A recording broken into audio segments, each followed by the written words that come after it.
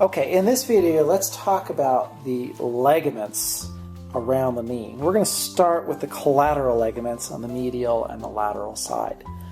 The lateral collateral ligament runs from the lateral distal femoral condyle here down to the fibular head here. So it's like this. You can feel that quite easily if you cross your legs in an Indian style sitting position, sitting in a chair and placing one ankle on the knee and then dropping the knee towards the floor, and you can feel this very strong bundle or band, and that is the fibular or lateral collateral ligament. Runs like this. That ligament rarely gets torn in isolation, and usually when that happens, there's a pretty major damage that has been done to the knee. Okay, so that does not usually get done in isolation. It's intermixed with like cruciate ligament damage. On the medial side, we have, of course, the medial collateral ligament.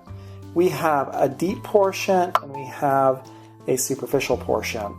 The superficial portion runs like this, from about there to there, and the deep portion is under it, of course, that's why it's called deep, and runs from here to here.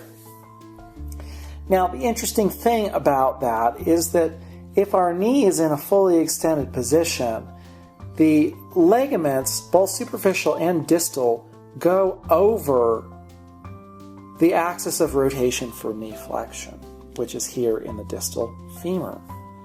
However, when we bend the knee approximately 30 degrees or 20 degrees or so, what happens is the posterior band no longer has or runs over the axis of rotation for the knee joint.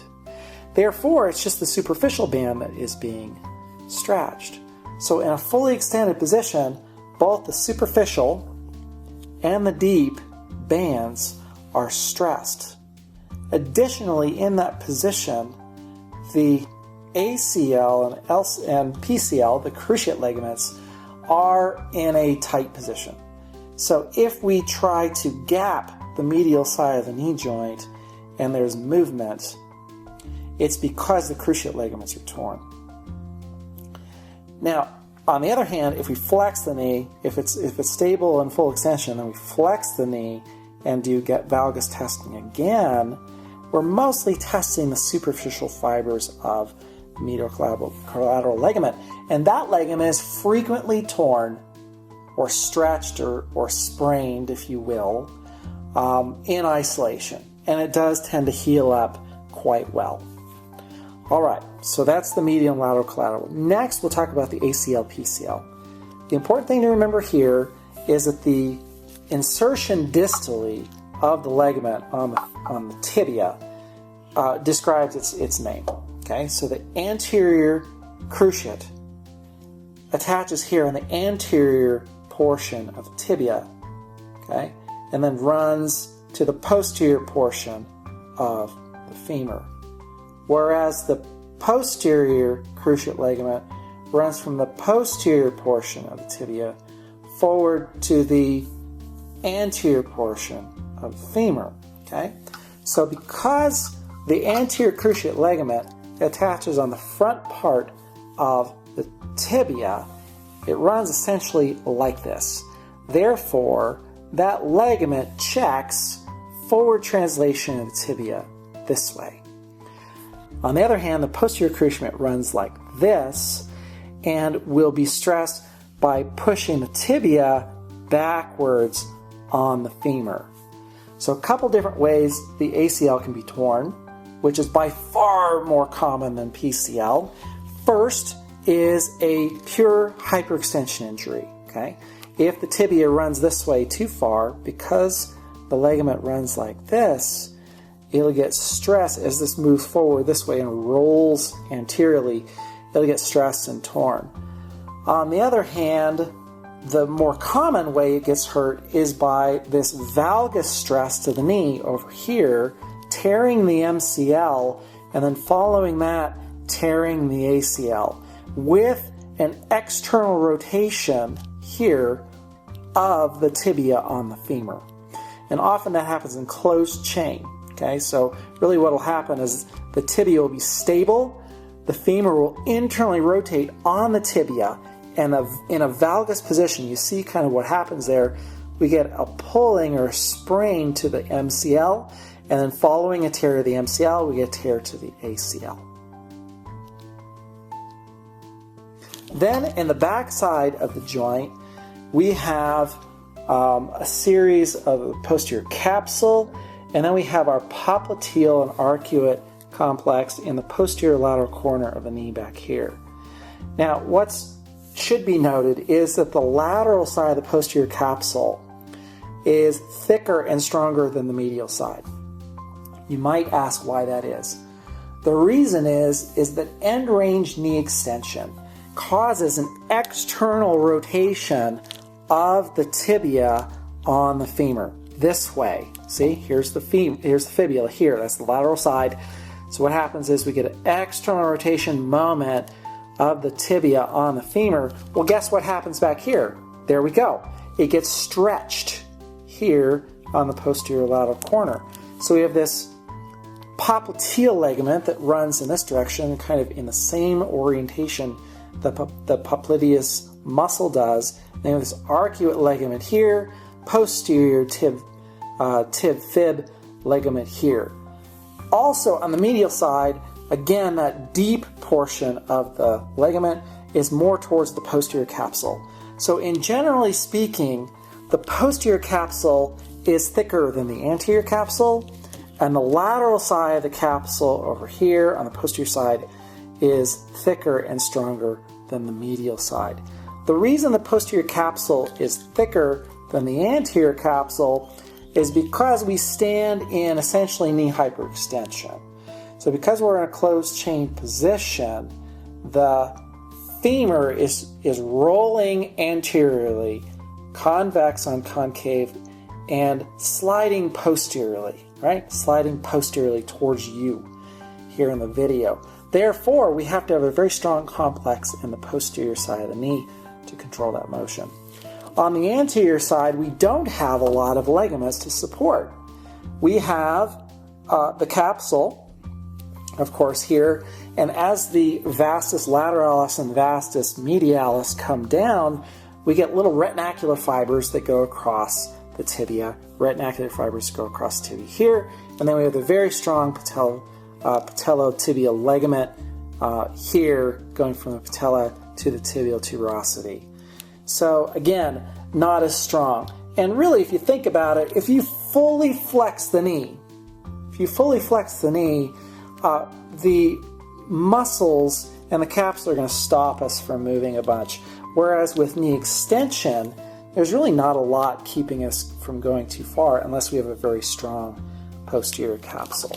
Finally, we have femoral ligaments here on the medial side particularly. Sometimes it's called the medial patellar ligament, that tends to decrease the pull of the patella out laterally. Okay, so that is a review of the ligaments of the knee.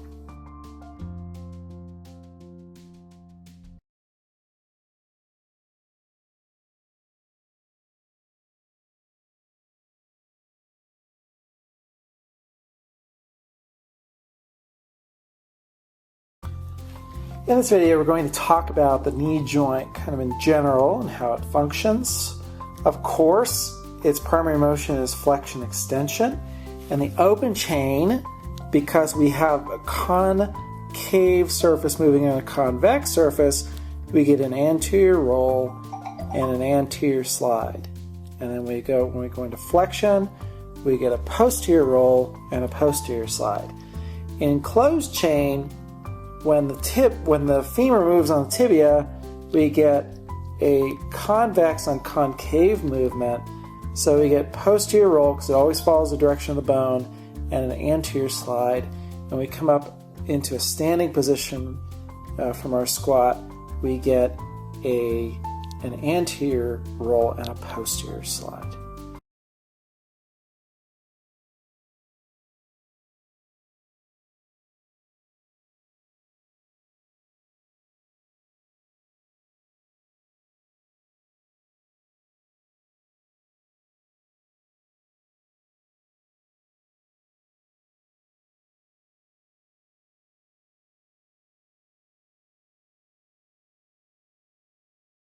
So let's talk about knee valgus and knee varus. You can see here that we have the anterior portion of the knee. Therefore, the fibula is on the right side of your image, which is the lateral side. It's important to understand what varus and valgus is, of course. Varus, by definition, is an increase in the medial angle, okay?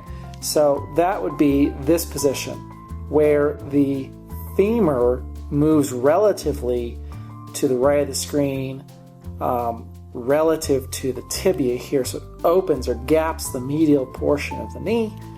And then varus would be the opposite of that, where the lateral portion of the knee is gapped.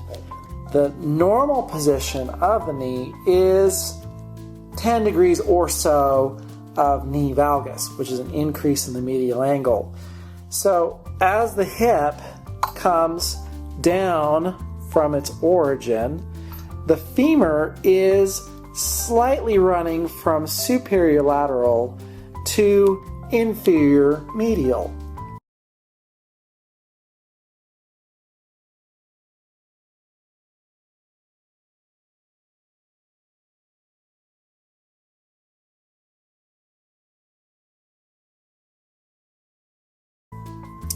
Then we have this angle that goes from the mid portion of the patella down to the tibial tuberosity. And if we take that angle from the starting point on the ASIS, we call that the Q angle. Now, the Q angle is essentially a reflection of that medial gapping or that valgus position of the knee. But it does have potential consequences on the patellofemoral joint. So here's our patellofemoral joint. The apex is down here, okay?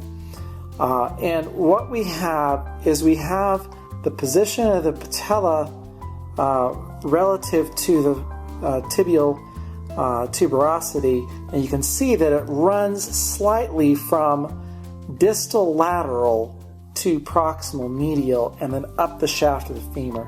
So we have this Q angle here that again is 10, 12 degrees or so, favoring an opening on the medial side. So what happens when we extend the knee is that in the open chain is that the quadriceps contract strongly, pulling on the patellofemoral tendon, patellofemoral ligament, or the patellar tendon down to the tibia. And what happens because we have this Q angle is that we get a pull from up here and its attachment on the tibial plateau, and it's going to tend to move the patella laterally, okay, from here to here and then up the shaft. So as the two ends, the tibial tuberosity and the ASIS, are fixed, and the patella is sitting medial to that, when the muscle contracts, it's going to pull that patella into a lateral direction. Now, what's helpful is that the lateral femoral condyle, the trochlear here, is higher on the lateral side. Also, the posterior surface of the patella also has a higher section or a higher wall on the lateral side. So when we get that Q angle, the patella is going to tend to move laterally, and if we don't have a larger wall over here or a larger condyle on the lateral side of the patella, our Q angle and the resultant bowstringing force of the quadricep muscle might cause the patella to dislocate laterally.